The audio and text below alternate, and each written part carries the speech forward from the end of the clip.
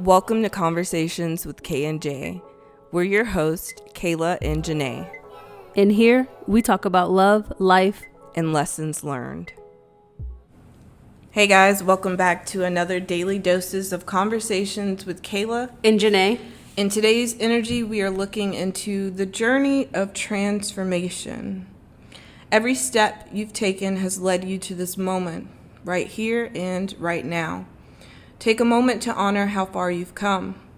Realize that life is a constant state of becoming, taking steps blindly into the unknown and growing, sometimes without even realizing it.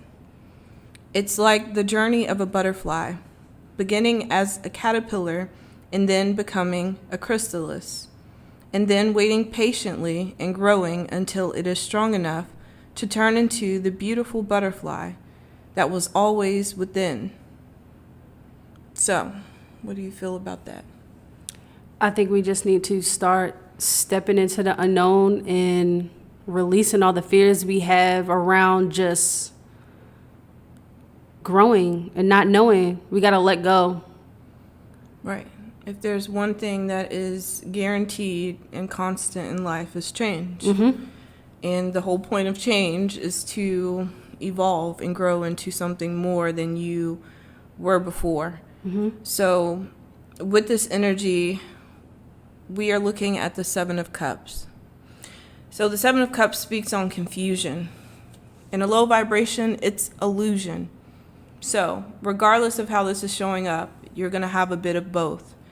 You're going to have confusion placed in front of you because you're under some sort of illusion that either you are lacking options within your life or you have too many options and you are afraid to trust within yourself to know which one is the best for you, right? So we're not talking about illusions that other people may be placing on you, even if people are trying to manipulate your reality or your mind energetically.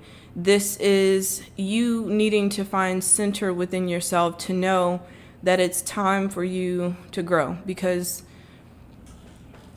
you have outgrown the places and spaces and things that you have been choosing and participating in. Yeah, I think when you said like having too many options, I think we become indecisive over things that we already done. Like if you've already done it and you already learned a lesson around it, why not push that shit to the side and just move on to something new? Like wanting something new is the journey.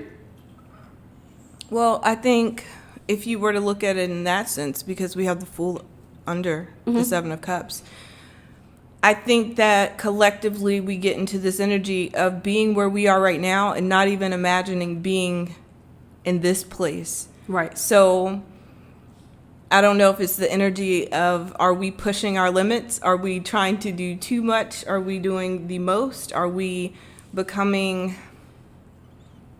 I don't know, the energy just seems like feeling as though you will never be satisfied. When it's not about you never being satisfied, it's about you knowing within you that there's still so much to evolve into. Right. I think it's control. I think a lot of us just want too much control and we haven't like realized that we have no control over anything. We don't have as much control as we think we do. And that's what keeps us trapped. Thinking that we can change people, we can change the way of the world. The only thing we can change is ourselves and our situations and our obstacles that we come up to. Like we have control to make a decision. So with the Seven of Cups, it is connected to the Seven of Pentacles, which is like waiting for the things that you've planted to take root and actually sprout and have something to show for it. And it's really given me this visual of, like how long it takes trees to grow. I don't know. I think there was a story about in some other country, this couple had planted a bunch of seeds in a field so that over the years trees would grow. And that's kind of what the Seven of Pentacles energy is speaking to me. Sometimes we hold ourselves back, waiting for the proof that we need to proceed, or that what we have been doing has really been worth it or valuable. Because it's in a sense, determining our worth. Right. You know? And so I feel like spiritually this message is saying that it's not watching boiled water. Like, right. It's about you just knowing and having faith that the things that you've done is beneficial in one way or another, and it's all going to add value at the right time. At the right time. At the right time. I don't want to say at the end of it, because there's really no end. It's just going to come in when you need it. It's going to support you when you need it. And so I wanted to read another card, because under the journey of transformation, we have from lack to abundance. It says, we humans are always striving for something, striving for more peace, more love, more success.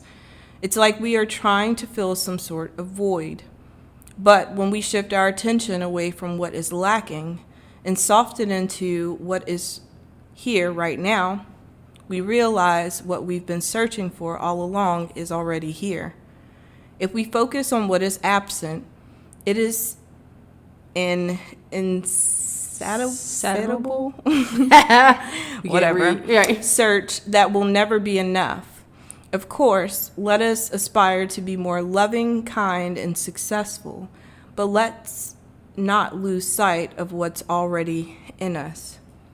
So I still think that this kind of goes into the energy we've been talking about in the last few days, like not looking outside of yourself.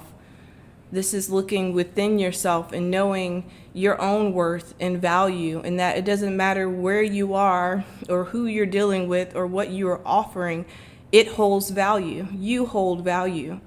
And the only way that you truly lack in life is when you place that value outside of yourself and give that power and control over to something or someone else, whether that's, energetically or mentally or physically. This could also play a part into the Seven of Pentacles, this waiting. Mm-hmm. Yeah. Not opening yourself up because you got your mind set on one thing. So the Seven of Cups, oddly enough, came out with the World. Worlds are about completions. And in this case, you have learned everything that there is to learn in the season and cycle that you are in life. And when you stay stuck in a cycle where there's no more to learn, you actually end up attracting destruction in some kind of way. Drama, right. It makes me think of a conversation I had a few years back where this person continued a relationship with someone knowing that they had given it their all, and it really was nothing more to learn from that situation. You kind of knew the ins and outs of what was to come or what was to be expected, as far as there was no growth. Mm-hmm. And so eventually it ended up with them turning on each other. Right. The only exciting thing in that is drama. It's drama and conflict. Mm-hmm. So this waiting period is really this resting period for you to see the calm before the storm.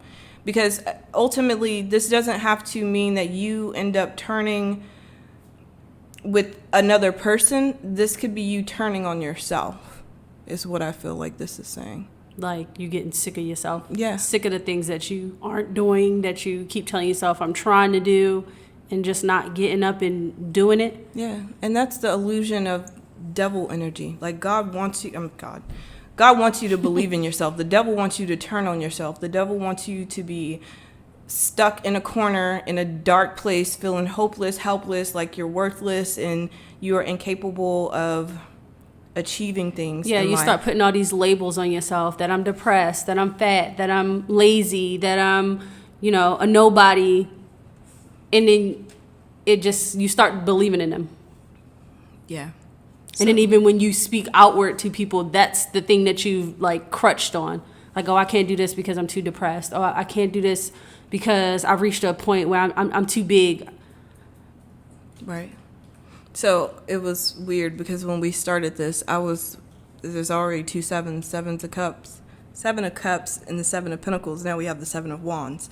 So that's your 777, right? And if we take that in numerology, we're talking about divine timing. We're also talking about the star type of energy. So this is Aquarius energy. So this is going to be a season of selfishness, but to the highest extent, like the highest vibration of you seeing the true God or goddess within you and knowing that this is the moment that you've been waiting for, even energetically, like within the stars, like astrology wise. There's something within this time period that is supporting your evolution and your growth. And so there's something you've been waiting on or sitting on for a while now. It may be this is something that you've been thinking about or contemplating for the last 3 years, is what I'm feeling, or going back that far. But now is the green light. Now you have the green light because you have grown into who you need to be in order to really take that risk and benefit from it the most. But with the Fool and the Page of Wands being at the bottom of both decks, you are going to have to risk letting everything else go. So you're being pushed into a new season and cycle where you're going to have to be flexible with yourself and with your reality, because I feel like your environment and the people and the things that you are coming into connection with, or the places that you're going into, is ultimately going to birth this new version of you. So you sitting here trying to figure out what you need to change and what you need to do is going to come naturally when you take that leap, right? That's why we have the Page of Wands. But this is also, again, not looking down on that energy, because babies are not bummed out when they try to walk and balance themselves and fall on their butt. They get back up and they just keep trying until they find that balance. So it's being optimistic, like a baby, you know, just wanting to seek adventure and having the curiosity around the innocence of life. I think it's been hard to stay in a place of innocence within reality because you're still connected to things and people and environments that bring back so much familiarity that it's hard to reinvent yourself or see yourself as anything different than what it's always been. So pretty much you're going to have this epiphany moment, and you're already going to have everything you need, because you took those little baby steps in the beginning to lead you up into that epiphany moment. So like for me, like I've been talking about, I want to go on this juicing journey. And I already got the juicer. Like I already got everything I need. I just haven't stepped into doing it fully. Right. But when I do, I got everything. Like I'm gonna have this epiphany where the tools and things that are needed. Yeah, it's all gonna be in there. I don't need to invest any more in that. It's there. So when I have that epiphany and I'm ready to juice my life away. Well, I think that's a good example, because we were talking about the juicing a few weeks ago when we were saying, like, isn't it ironic that you have this NAMA now when you were juicing out of the ass a year ago when we were in a whole different place and space, but it was more consistent back then. Right. I was juicing out of my Ninja, and that was consistent. I was making the juices every day, but I was sitting there like, man, I want that NAMA. That would just make everything so much easier. I want that NAMA. And I got the NAMA, and I haven't juiced. I haven't been consistent with it. And I've been beating myself every day, dang, I got that freaking $500 NAMA in there and I haven't juiced, but I'm going to have that epiphany that I can get back to juicing and be more consistent in it. Right. But I brought that up because it kind of goes with the energy. It's not looking at things as if you've fallen off or they have fallen away, because that NAMA is a constant reminder that you are still passionate about juicing. It's just needing to be in the right place and the right energy. And that's what I'm saying. I don't think that our environment and our space right now really supports that lifestyle. Right. Because when I was juicing with the Ninja, I had a more stable place. I was more grounded. I was in an environment that supported Yeah, it made it easy for me. Just go ahead and blend up that juice. And now we just like, we've been on the move, and I just been carrying that NAMA everywhere, and I haven't been grounded yet. Right. To use it. Right. And so that's what I'm saying. Instead of tying it to yourself, it's like, man, I didn't start slacking and fell off. Right. This was a waste of money. It may just be observing what's going on energetically, because this is not that time to execute that. This is the time to plan that, to put the things in order so that you can start manifesting that into your reality. Yeah. I think I haven't used the NAMA because I haven't had space on the counter to really like juice the way I want. And now I just need to I need to clear the counter. Like, I need to make space for that. Right. So this energy supports our episode from yesterday, or episode 12, whenever you're listening to this. We spoke about needing to go back to your 10 of cups, to the things that you desire, and really see if they are fulfilling for you. If that's still something that you are wanting to commit to and work towards, and then reworking your plan towards that. Just because you don't have it or see it in your reality right now does not mean that God is saying that it's not for you. It is saying that this is a moment for you to get back on track, because we all collectively have gone through rough patches in life in the last few months, in the last few years, with things that have taken us on a different course, because there are things that needed to be fixed or healed before we could fully give ourselves in the way that we saw, right? Like, you couldn't juice and try to be healthy physically if your mind was still boggled down with heaviness and burdens and emotional, turmoil, in a sense. Right. Not necessarily towards yourself, but just life in general. I think that's how I feel with dance. I've tried and I've stopped, and I've tried and I've stopped, and I've gotten to the point of questioning, like, is this even something I should even be pursuing to do? But I never fully got to enjoy it in the ways that I wanted to, or that I kept seeing myself, because I was emotionally burdened. I was heavy, and even trying to release through that outlet still never really helped me with my problems, with my issues, with my emotions, right? So I feel like God has taken me through a lot of different lessons in life to clear out that heaviness, so that I can mentally and emotionally be free enough to focus on that without feeling guilt of like, oh, I should be doing other things or more important things. Like, that's important to me. Right. I think we need to take a moment and stop and look at our clutter and decide whether it's something we want to let go or make room for. Right? It's like, think of a cluttered house. Like, pick up something and decide right there, should I donate this and give it away, or should I really make space for this? Because we try to hold on to both. Like, we try to hold on to things, and then we try to just tuck things in the corner instead of making space for it. Yeah, I agree. So I think we will end this episode here, and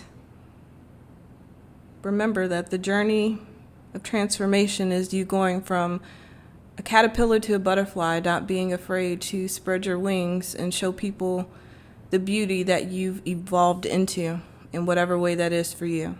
So we love you guys. Thank you so much for tuning in, and we will talk to you in our next one. Bye.